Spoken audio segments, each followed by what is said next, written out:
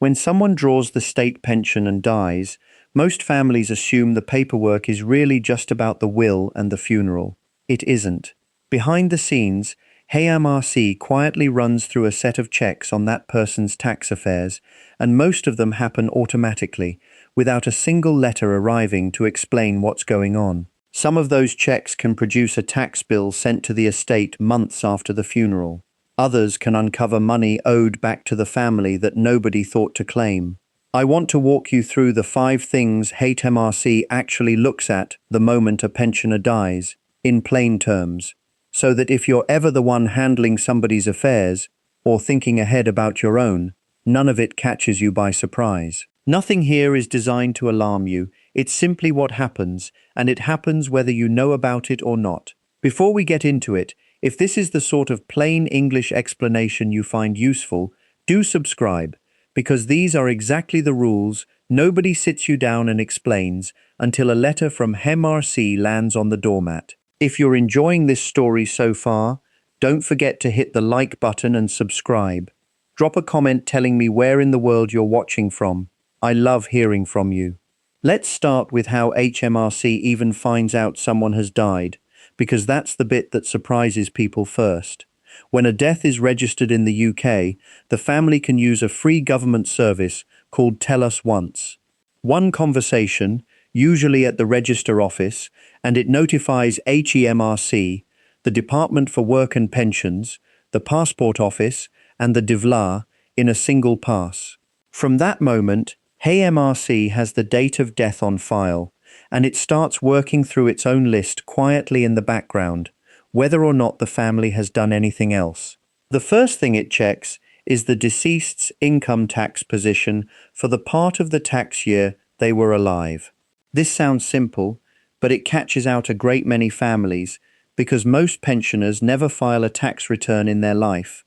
Their tax has always just been sorted through pay on their pension, so it feels like there's nothing to check. But when someone dies partway through a tax year, HMRC has to work out whether the tax already paid on their income up to that date was the right amount, given they only had part of a year's worth of personal allowance to use and only part of a year's income to set against it. Sometimes this works in the family's favor. Take a woman I'll call Margaret, who died in November with a full year's tax code still applied to her private pension. Because she'd only received about 7 months of income against a tax code built for 12, she'd overpaid, and her estate was owed a refund of a little over £340. Nobody at the pension company mentioned it. It came to light only because her son asked HMRC directly what the final position was. On the other hand, if someone had other income coming in on top of their pension, savings interest, part-time earnings, rental income, and it hadn't been properly reflected in their tax code before they died, the reverse can happen, and HMRC can find that not enough was paid, in which case it will write to the personal representative, meaning whoever is handling the estate, asking for the balance. Either way, this calculation happens. It isn't optional, and it isn't something the family can simply skip because there's a will to sort out instead. The second thing HMRC checks, and this one trips people up constantly, is savings interest earned in that final tax year. Every bank and building society in the country reports the interest it pays a customer to HMRC automatically, every year, without being asked. That reporting doesn't stop the moment somebody dies. Interest earned right up to the date of death is still counted as the deceased's income for that year, and it still has to be checked against their personal allowance and their personal savings allowance, which for a basic rate taxpayer is £1,000 of tax-free interest a year. If the interest for those months takes them over what's covered, there's tax to pay on the difference, and if it doesn't, there may be tax to reclaim that was deducted at source in earlier years. This is exactly what happened with a man I'll call Reginald, who had roughly £60,000 in an ordinary savings account, earning a decent rate. He died in June, so only 3 months of that year's interest counted towards his final tax position. Because the amount for those 3 months sat comfortably inside his allowance, no tax was due at all on it, even though a full year's interest at that rate would have gone over the line. His daughter, who was handling the estate, assumed there'd automatically be a bill because she'd heard savings interest always gets taxed for pensioners. It doesn't, not automatically, and checking the actual figures for the actual months involved is what tells you either way.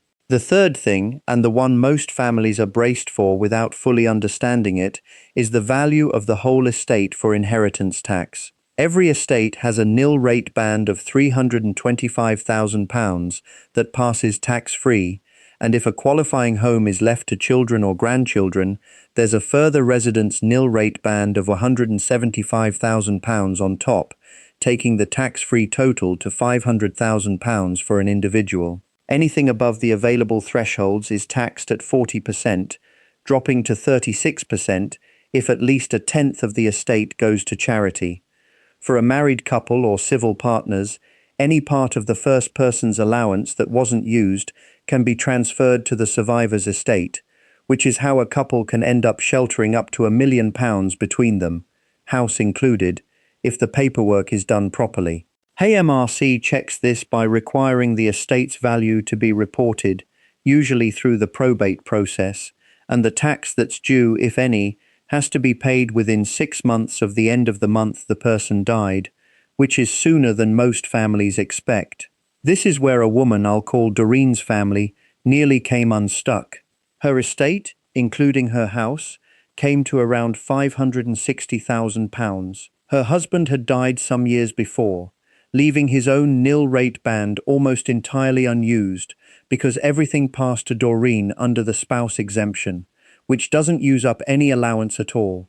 Because her children correctly claimed her late husband's transferable allowance alongside her own, the couple's combined thresholds covered the full £560,000, and no inheritance tax was due whatsoever. Had nobody made that claim, HMRC would simply have applied Doreen's own £325,000 band on its own, and the family would have faced a bill on the difference for no reason other than a form not being filled in.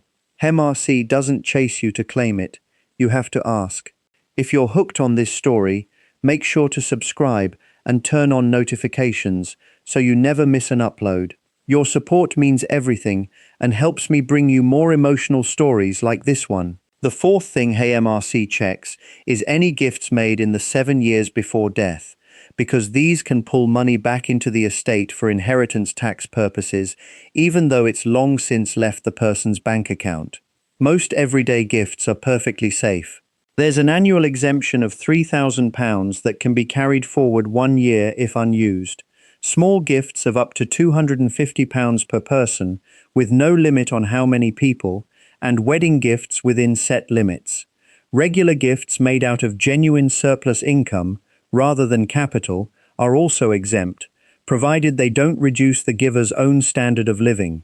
But a larger, one-off gift, say helping a grandchild with a house deposit, sits differently. If the person who gave it dies within 7 years, that gift is assessed, and if it's still within the nil rate band once combined with the rest of the estate, there's usually nothing to pay on it.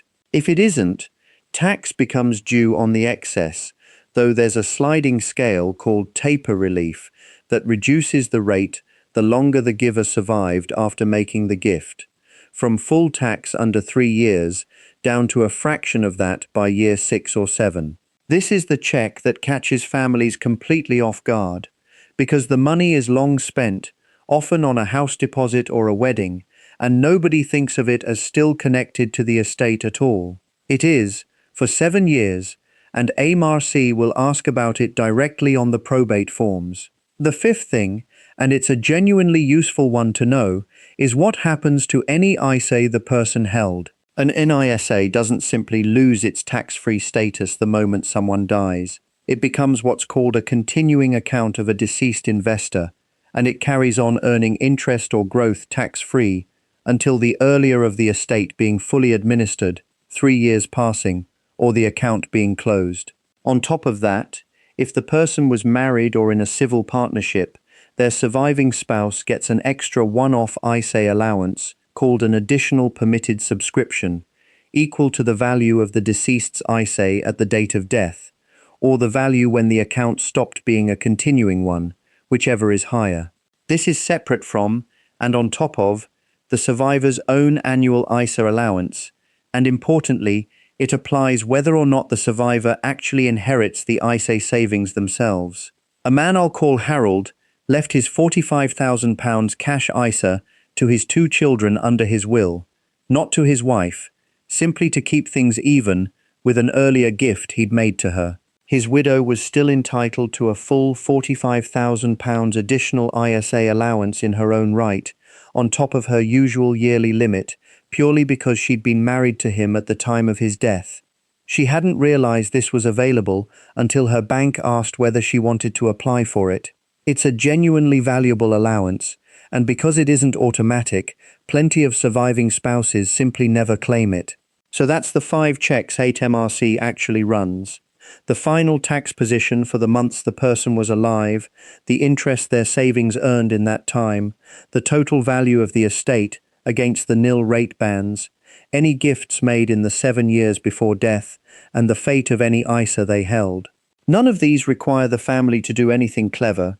What they require is knowing the checks exist, so the right claims get made, the right forms get filed, and nobody either overpays out of not knowing what they were owed, or gets caught by a bill they didn't see coming because a form that should have been sent in never was. If there's one action worth taking away from this, it's simple. When you're handling an estate or planning your own affairs in good time, ask specifically about the final tax year position, the transferable nil rate band if there's a surviving spouse involved, and the additional ISA allowance if one applies. These are the 3 that get missed most often, and all 3 are things HMRC will not chase you about. The free, impartial services exist precisely for this. Money Helper can talk you through the pension and tax side, and Citizens Advice can help with the practical steps of dealing with an estate. Neither charges you a penny for the conversation. Before I go, the usual and important word, because it matters here more than most. I'm not a personal financial advisor, and nothing in this video is personal advice for your own circumstances, because the right answer always depends on the exact details of the estate and the family involved. Where things are more complicated, a probate specialist or a regulated advisor is worth the conversation, and for anything that touches ongoing tax matters, AMRC's own bereavement helpline exists specifically to walk executors through this. There's another layer to this that rarely gets mentioned, and it's the one that causes the most awkward phone calls of all, which is the state pension itself continuing to be paid after someone has died. The state pension is paid in arrears, usually every 4 weeks, and because of how the payment cycle works, it's entirely possible for a payment to land in the deceased's bank account a day or 2 after they've passed away, simply because the money was already in the system before Tell Us Once had a chance to catch up with the Department for Work and Pensions. When that happens, the family hasn't done anything wrong, and neither has the bank, but that money still has to be paid back. DWP will write separately from HMRC, sometimes weeks later, asking for the overpaid amount to be returned, and it comes as a genuine shock to families who assumed that once they'd registered the death, everything downstream would simply stop on its own. It doesn't stop instantly. There's a lag, and the lag is where the confusion lives. I'll call him Gerald, a man whose pension was paid on a Monday and who died on the Saturday before it. His wife had already registered the death using Tell Us Once by the time the payment came through, yet it still arrived because the cutoff for that cycle had already passed. She wasn't trying to keep money that wasn't hers. She genuinely didn't know it was coming, and DWP were, in fairness, straightforward about it once she rang them, simply asking for the single payment back and closing the account. The lesson here isn't that families are doing anything wrong. It's that a payment landing after death doesn't mean it's been correctly assessed as belonging to the estate, and it's worth checking rather than assuming silence means it's fine to keep. Workplace and private pensions behave completely differently from the state pension when someone dies. And this is where a lot of families leave money on the table simply because nobody thought to ask. Unlike the state pension, which stops entirely, a private or workplace pension pot often still has value sitting inside it that can be passed on, and how it's treated depends heavily on whether the person died before or after age 75. If someone dies before that age and the pension is what's called a defined contribution scheme, the remaining pot can usually be paid out to beneficiaries completely free of income tax, whether that's as a lump sum or as an ongoing drawdown. Die after 75, and the same pot can still be inherited, but whoever receives it will pay income tax on withdrawals at their own marginal rate, as though it were their own income. This single distinction, before or after 75, has genuinely changed the tax position of families by tens of thousands of pounds, and it isn't something a will controls at all. Pensions almost always sit outside the estate for inheritance tax purposes, and they pass according to what's called an expression of wish form, a document most people fill in once when they join a scheme and then never look at again. I'll call her Sylvia, a woman who divorced in her 40s and remarried a decade later, but who never got round to updating the expression of wish form on a pension she'd held since her 20s. When she died, the scheme administrators followed the form on file, which still named her first husband, not her current spouse. They weren't obliged to follow it exactly, since these forms guide rather than bind the trustees, but it delayed the payout by months and caused exactly the kind of family tension nobody needs while they're grieving. Checking who's named on every pension, not just updating a will, is one of those quiet jobs that costs nothing and prevents a great deal. Joint accounts raise a different question entirely, and it's one people often assume works one particular way, when actually it depends on how the account was set up in the first place. Most joint bank accounts between spouses or partners operate under something called the right of survivorship, which means that when one holder dies, the full balance automatically becomes the surviving holder's property, without needing probate and without the balance being frozen while the estate is sorted out. This is genuinely useful because it means a surviving partner isn't suddenly locked out of household money at the exact moment they need it most. But the money doesn't vanish from the inheritance tax calculation just because it changes hands smoothly. Half the value of that joint account, on the assumption of equal ownership, is still treated as part of the deceased's estate for tax purposes, even though the survivor keeps full access to all of it in practice. Some joint accounts, particularly ones set up between siblings sharing a property or business partners, are held as tenants in common instead, where each person's share is treated as distinctly theirs and passes according to their will rather than automatically to the other holder. Getting this distinction wrong, assuming automatic survivorship applies when the account was actually set up the other way, is a mistake that surfaces at exactly the wrong moment, usually when a family is trying to access money for funeral costs and finds the account frozen instead. One more area worth knowing about is what happens to a life insurance policy, because whether it forms part of the taxable estate or not depends entirely on a single piece of paperwork most people never think about, which is whether the policy was written in trust. A policy that pays out directly to the estate becomes part of its value for inheritance tax purposes, potentially pushing a family over the nil-rate ban threshold they thought they were safely under. The same policy, written in trust at the point it was taken out, pays directly to the named beneficiaries instead, bypassing the estate entirely and often reaching the family within days rather than the months probate can take. It costs nothing to write a policy in trust, and insurers will usually do it as a formality if asked, yet a great many policies are never set up this way simply because nobody explained why it mattered at the time. Thank you so much for watching until the end. If you loved this story, check out the other videos on your screen now. I think you'll really enjoy them. And don't forget to subscribe if you haven't already. See you in the next story.